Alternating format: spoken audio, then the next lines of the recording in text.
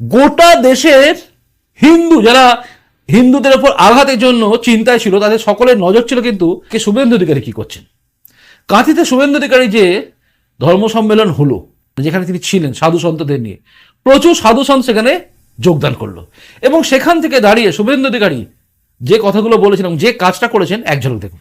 11-12 April Murshidabad জেলার ধুলিয়ান শামসেরগঞ্জে 9টি হিন্দু মন্দির ভেঙে তছনছ করে দেওয়া হয়েছিল।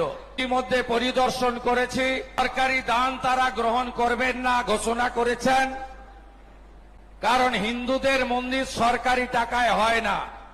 হিন্দুদের রাম মন্দির সরকারি টাকায় হয়নি, নিধি দিয়ে হিন্দুরা করেছেন। একইভাবে মুর্শিদাবাদ জেলার 9টি মন্দির সকালে সনাতন সংস্কৃতি অনুযায়ী শুদ্ধিকরণের কাজ হয়েছে, যেহেতু বিধর্মীদের হাতের ছোঁয়ায় সেখানে তারা অপবিত্র করার চেষ্টা করেছে।